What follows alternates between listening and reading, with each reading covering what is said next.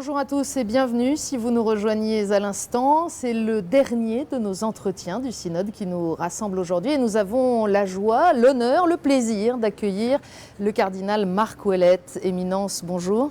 Bonjour. Merci de nous faire l'amitié de soustraire quelques minutes à votre emploi du temps très chargé. Pour ceux qui seraient un peu distraits, on rappelle que vous êtes une figure de l'Église du Canada et désormais préfet de l'importante congrégation pour les évêques. Vous participez bien sûr à toutes les sessions de ce synode sur la nouvelle évangélisation. J'aimerais, Éminence, pour commencer notre entretien, que vous nous aidiez à reprendre le fil de cette question et notamment, quelle est la filiation? Est-ce qu'il y a une filiation concrète entre le Concile Vatican II d'il y a 50 ans et ce synode? Bien sûr. Le Concile Vatican II a été dans l'Église un vent de Pentecôte et il a apporté beaucoup de nouveautés, dont un changement d'attitude de la part de l'Église vis-à-vis du monde moderne, et qui s'est caractérisé par une plus grande ouverture et aussi une attitude de dialogue. Alors que les rapports étaient plus tendus auparavant, il y avait une certaine rupture avec, disons, une attitude de condamnation. Alors, le Concile Vatican II, à cause de cette Pentecôte, eh bien, a signifié un changement d'attitude, une ouverture. Et puis, aujourd'hui, si vous voulez, 50 ans plus tard, avec l'année de la foi et puis la célébration du cinquantenaire de l'ouverture du Concile, eh bien, nous avons cette nouvelle Pentecôte, si on peut dire, qu'est un synode. Un synode, c'est une Pentecôte, c'est une manifestation de l'Esprit Saint dans l'Église pour, cette fois, relancer l'évangélisation. Je ne dirais pas relancer, mais parce que la nouvelle évangélisation, elle a vraiment commencé avec le Concile Vatican II, avec ce changement d'attitude. Et depuis 50 ans, nous sommes dans une opération de nouvelle évangélisation. Et le plus grand évangélisateur a été le pape Jean-Paul II. À la suite, donc, dans l'esprit du Concile, avec toutes ses initiatives, avec le parcours du monde entier, avec ses gestes prophétiques. Alors, et c'est lui qui a je dirais, popularisé le mot de nouvelle évangélisation, mais la réalité existait déjà. Mais en même temps, ces 50 ans de nouvelle évangélisation, si on regarde simplement l'Occident et en particulier l'Europe occidentale, ce sont surtout 50 ans de sécularisation constatée. C'est le paradoxe. C'est vraiment le paradoxe. Et c'est là que vous voyez comment le Saint-Esprit, dans l'histoire, il donne à l'Église comme un antidote pour ce qui est en train de se produire et pour ce phénomène de sécularisation que vous venez d'évoquer et qu'on a beaucoup évoqué au synode. Dans mon pays, par exemple, beaucoup d'institutions catholiques sont disparues, des hôpitaux, des écoles, même des syndicats d'ouvriers qui étaient catholiques sont devenus des réalités, disons, distinctes. Et ce n'est pas nécessairement négatif, n'est-ce pas, dans la mesure où l'Église peut aussi continuer à exercer sa mission en toute liberté. Et donc, si je pense aux écoles, par exemple, avec la capacité d'avoir des écoles qui soient catholiques et qui transmettent la foi. Mais certains ont pu dire, pardon, c'est un peu provoquant, mais certains ont pu dire que cette sécularisation, elle était peut-être aussi causée en partie par l'ouverture de l'Église au monde et par un désir d'être totalement dans le monde. Oui, de ce côté-là, il y a eu aussi des exagérations. Quand le pape Benoît XVI parle d'une interprétation du Concile qui est en discontinuité, bien, il fait allusion à certaines interprétations du Concile, par exemple, qui ont fait que le message chrétien était identifié avec un programme politique, avec le socialisme, par exemple, dans certains milieux. Alors là, il y avait comme une rupture, si vous voulez. Mais justement, ce synode de la nouvelle évangélisation se situe tout à fait dans la ligne d'une interprétation, dans la continuité de la tradition de l'Église. Donc, avec une proposition nouvelle, audacieuse, de l'essentiel de l'Évangile. nous avons eu pour cela le synode sur la parole de Dieu, qui a vraiment recentré l'essentiel du message sur le Christ, qui est la parole vivante de Dieu. Et ce synode a un accent, si vous voulez, il construit sur ce qui a été donné par l'autre, mais il a un accent aussi sur le Saint-Esprit, qui est le grand protagoniste de la nouvelle évangélisation, comme depuis les origines, il est le grand protagoniste de la mission de l'Église.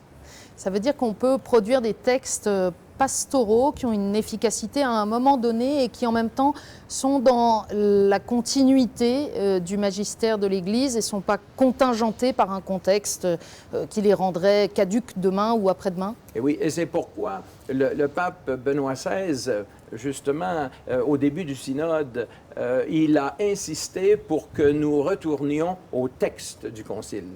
Et éviter disons, de rêver avec un esprit du Concile qui serait détaché des textes, comme si les textes étaient dépassés.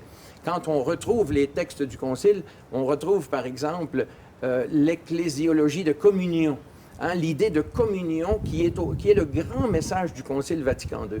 Eh bien, depuis 50 ans, il y a eu énormément de progrès qui se sont faits dans le sens de développer la communion ecclésiale. Il y a encore beaucoup à faire, mais il y a eu des progrès qui ont été faits. Par exemple, l'expérience des synodes, c'est une institution qui est née du Concile Vatican II et qui a donné beaucoup de fruits et qui en donnera encore davantage.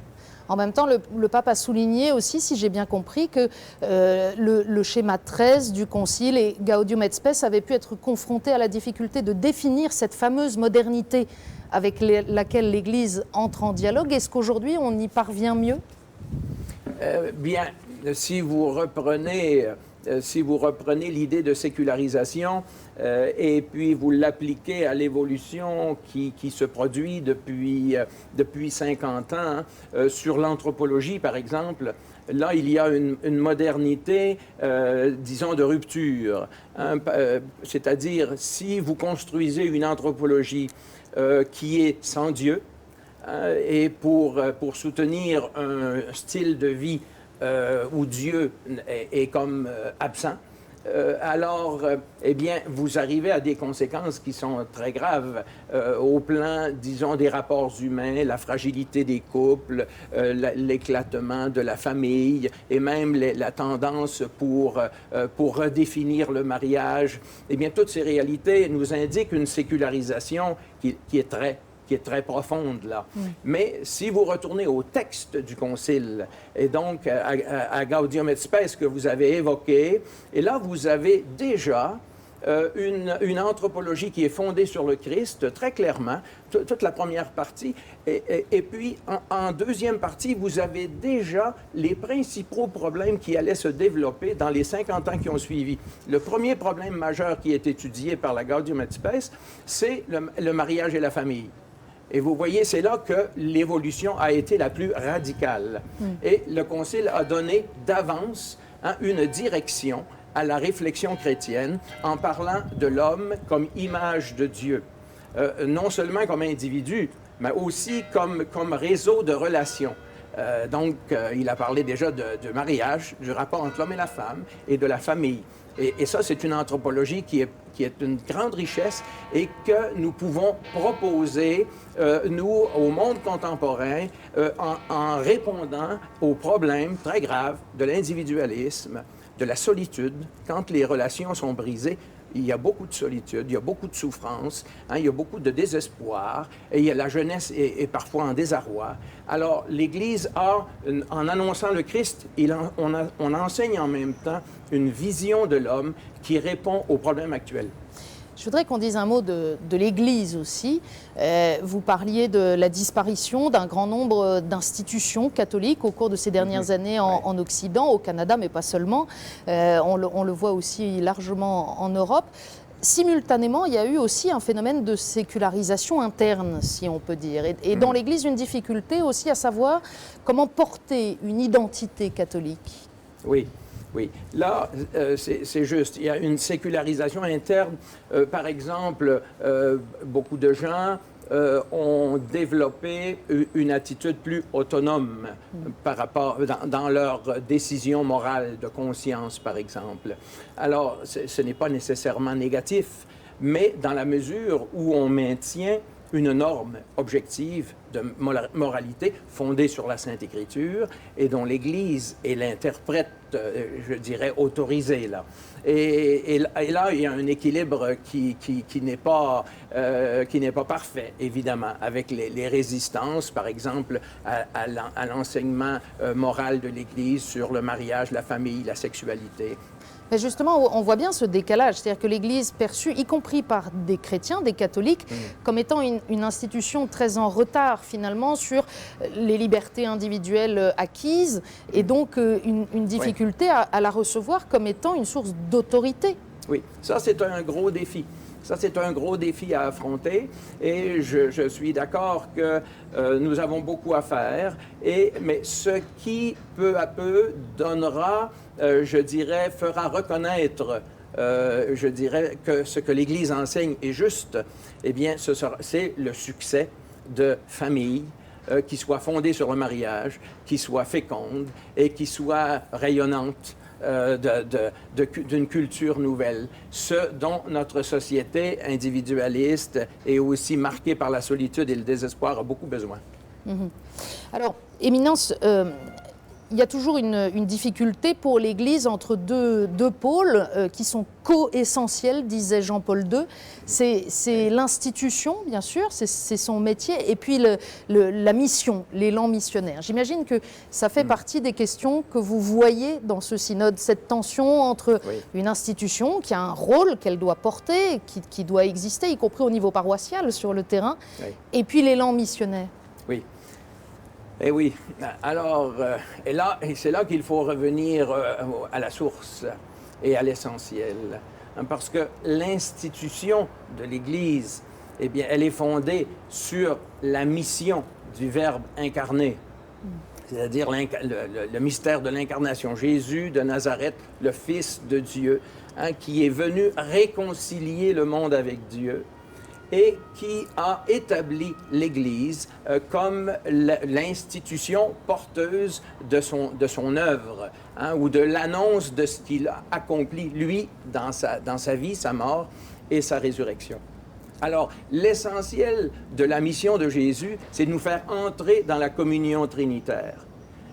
Et donc, je dirais, le témoignage de l'Église, pour qu'elle soit crédible, pour que la mission pénètre les cœurs et les cultures, eh bien, c'est qu'elle donne un témoignage de cet amour qui lui est donné gratuitement et qu'elle doit porter dans le cœur de chaque personne par le baptême, la confirmation, et aussi dans ses relations et dans les rapports institutionnels à l'intérieur de l'Église, entre prêtres, laïcs, entre autorités et fidèles. Il y a des relations qui doivent être habitées par le mystère trinitaire. Mais Éminence, ce que vous nous dites là, c'est l'objectif, c'est le souhait.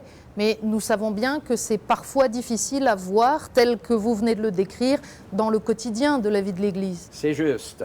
Et c'est pourquoi on réfléchit ensemble, et je crois que nous devrions réfléchir encore davantage sur la communion ecclésiale. Qu'est-ce que ça signifie dans le concret, la communion ecclésiale?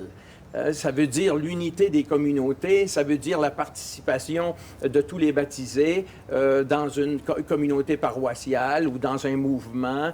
Ça peut vouloir dire beaucoup de choses. Ça veut dire aussi des charismes qui sont différents. Par exemple, celui qui a une place d'autorité, un évêque, et puis un religieux, qui porte témoignage auprès des pauvres, eh bien, ce sont des charismes divers, mais qui ne doivent pas s'opposer. Par exemple, il n'est pas très bienvenu qu'un religieux prenne une position contraire à son évêque qui s'est prononcé sur une question. Et cela, malheureusement, arrive. Alors, cela indique que nous avons une réflexion à poursuivre et à approfondir. Vous avez conscience, Éminence, qu'en disant ça, la plupart de nos contemporains entendent une attaque contre la liberté de parole et se disent, mais alors, s'il ne faut pas qu'un religieux ou qu'un laïc ou qu'un curé de paroisse dise quelque chose de très différent de ce que vient de dire son évêque, ça veut dire que dans cette institution, alors, ils ne sont pas libres. Il faut que chacun exerce son charisme dans le respect du charisme de l'autre. Hein, celui qui a le charisme de l'autorité, du service de l'autorité, donc de l'unité dans la communauté, doit être respecté aussi dans ce qu'il donne comme orientation. Et il y a plusieurs manières. On peut aller voir l'évêque et attirer son attention au lieu de le contredire publiquement. Et l'évêque peut corriger le tir si c'est nécessaire. Et il vous semble qu'il y a aujourd'hui un véritable enjeu, là, il y a une conversion à faire sur le rapport à l'autorité dans l'Église? Je crois qu'il y a un approfondissement à faire. Y compris de la part de ceux qui détiennent l'autorité? De la part, par exemple, une réflexion de fond, oui, bien sûr. Bien sûr. Pourquoi? Parce que souvent, les charismes, par exemple les charismes des religieux, ou des religieuses, ou des mouvements ecclésiaux, parfois, ils ne sont pas appréciés à leur juste mesure par des évêques, ce qui fait partie du problème, voyez-vous. Mais parfois, du côté des religieux ou des mouvements ecclésiaux, on œuvre trop indépendamment de l'évêque, en reconnaissant à moitié son autorité. Alors, c'est là qu'il y a un effort à faire de dialogue, et je dirais de réflexion profonde. Et cela manque encore, même dans ce synode. Même dans ce synode. Même dans ce synode. On a beaucoup parlé dans ce synode de conversion pastorale, de conversion personnelle et communautaire. C'est là que ça commence, la nouvelle évangélisation, par la conversion? La conversion personnelle, tout d'abord. Vraiment. Hein, c'est-à-dire que la parole de Dieu, écoutée comme d'une façon neuve. Vous voyez, le synode sur la parole de Dieu a promu la lecture priante de la Sainte Écriture, la lectio divina. Ça, c'est fondamental.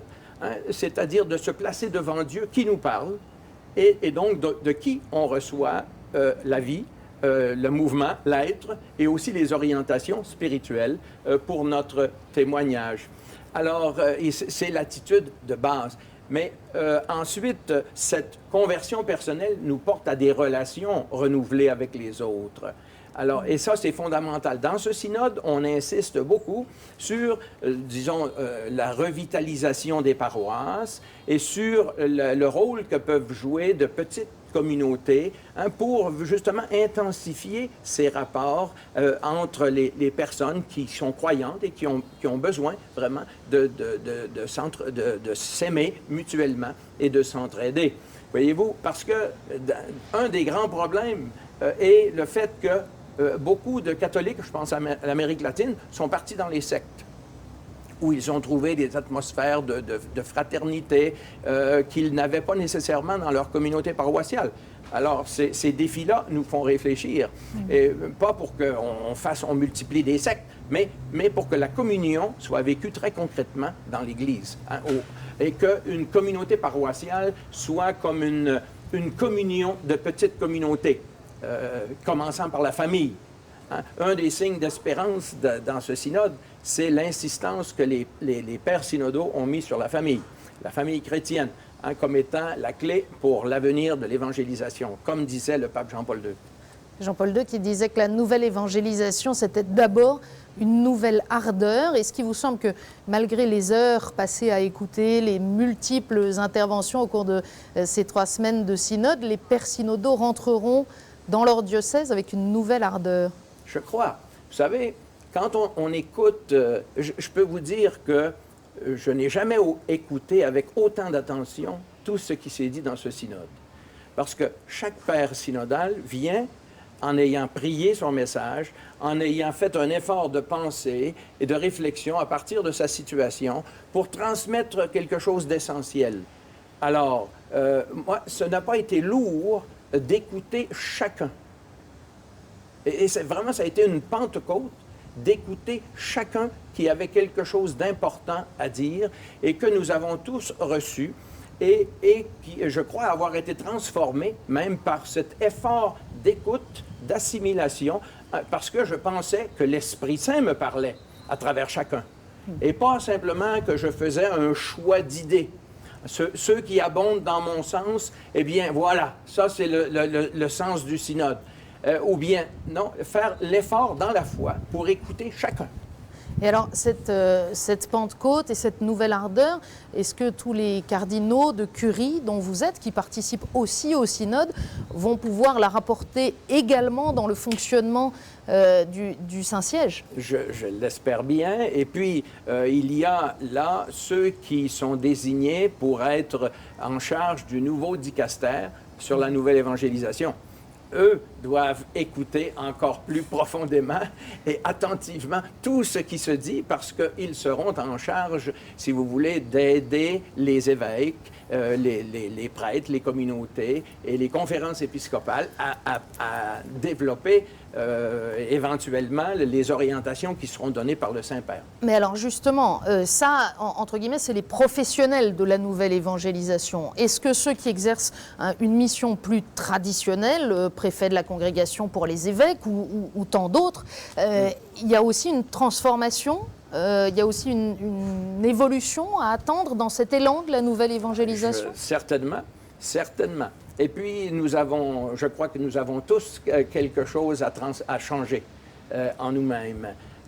L'initiative du Saint-Père Benoît XVI de créer ce nouveau dicastère et donc de le placer parmi les nombreux dicastères qui existent, comme étant un nouveau joueur, si vous voulez, dans la dynamique interne de la curie, eh bien, c'est un geste d'une haute signification. Et on verra, mais je crois que je souhaite que, dans le sens de ce que je disais tout à l'heure, nous avons encore à porter plus profondément et développer davantage l'idée de communion dans l'Église. Nous avons fait des synodes sur les laïcs, sur les prêtres, sur les religieux, sur les évêques, sur la parole de Dieu, l'Eucharistie, etc. Mais nous n'avons pas encore réfléchi sur la nouvelle évangélisation maintenant, mais sur comment tous ces éléments de la communion ecclésiale travaillent ensemble. On prend pour acquis qu'on sait ce que veut dire la communion, mais je crois qu'on a besoin d'y réfléchir en profondeur à partir du mystère trinitaire et à partir de ses expressions dans les personnes et dans les structures de l'Église. Ça veut dire que ce travail synodal qui se déploie depuis quelques décennies, et particulièrement depuis une dizaine d'années, avec presque un rendez-vous tous les 2 ans, tous les 3 ans, ce travail synodal, il va continuer à être une respiration ordinaire de l'Église? Tout à fait. Tout à fait. Non seulement les synodes ordinaires, mais comme vous le savez, il y a aussi des synodes extraordinaires. Par exemple, pour le Moyen-Orient, il y a quelque temps, et puis il y en a eu des synodes continentaux qui étaient des synodes extraordinaires au tournant des années 2000. Alors, la structure synodale, elle est fondamentale comme étant un fruit du Concile Vatican II et de cette idée de communion ecclésiale où les évêques se réunissent, ils représentent l'Église universelle. Et avec le Saint-Père, qui est la tête du collège apostolique, alors ils réfléchissent ensemble et ils établissent des orientations pour l'Église universelle. C'est une expérience extraordinaire. Avec une difficulté qui est que le texte final de chaque session synodale, qui est l'exhortation apostolique que publie le Saint-Père, est souvent un texte puissant, profond, qui arrive quelques mois plus tard. Il est rare qu'il parvienne dans une large majorité chez les fidèles. Eh oui, parfois il arrive, vous dites quelques mois, vous êtes optimiste. Le dernier, il est venu après 2 ans. Alors c'était un peu trop loin d'une certaine manière, pour que, je dirais, l'enthousiasme qui a été créé autour de l'événement, eh bien, doit être entretenu. Et puis, mais de toute façon, c'est l'occasion d'une reprise de la réflexion, là, au niveau local.